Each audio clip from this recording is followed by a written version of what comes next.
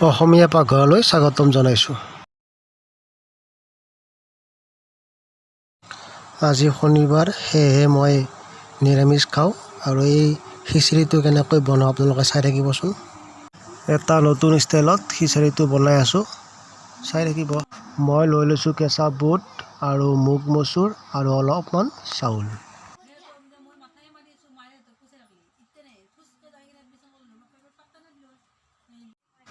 এয়া লৈ লৈছোঁ গাজৰ, মূলা, ঘৰৰে কেপচিকাম দেখিছেনে, আৰু ঘৰৰে জলকীয়া আৰু ভোট জলকীয়া, আৰু লৈছোঁ এটা আলু। এয়া সকলোবোৰ বস্তু মই ভালদৰে কাটি লৈছোঁ। এয়া ঘৰতে বনোৱা পনীৰ অলপ লৈ লৈছোঁ। পোনপ্ৰথমে কুকাৰটো গৰম হোৱাৰ পিছত অলপ ঘিউ দি লৈছোঁ। ঘিউৰ লগত অলপ মিঠাতেল এড কৰি লৈছোঁ। এতিয়া গোটাইবোৰ ভেজ ভালদৰে ভাজি ল'ব অলপ সময়ৰ বাবে।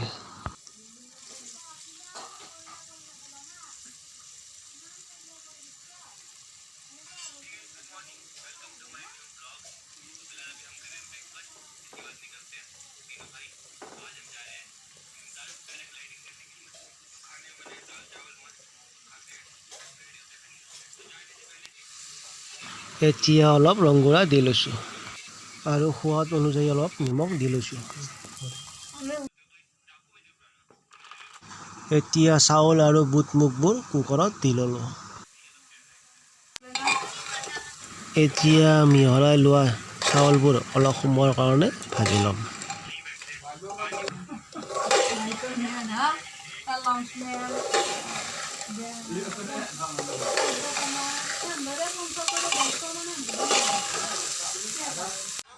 এতিয়া অলপ সময় ভাজি লোৱাৰ পিছত অলপমান ঘিউ মিলাই ল'ম।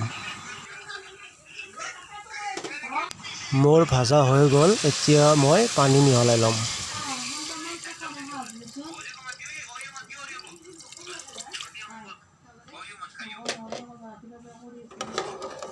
এতিয়া মই কুকাৰৰ ঢাকনিখন লগাই ল'ম।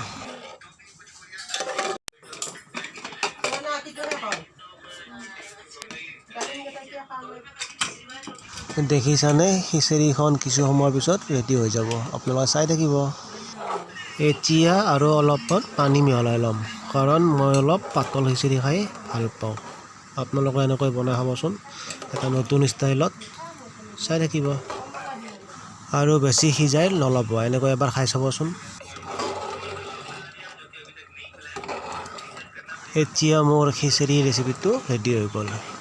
এনেকৈয়ে এবাৰ আনকমন নতুন ষ্টাইলত বনালোঁ, কেনে হৈছে জনাবচোন কমেণ্টত।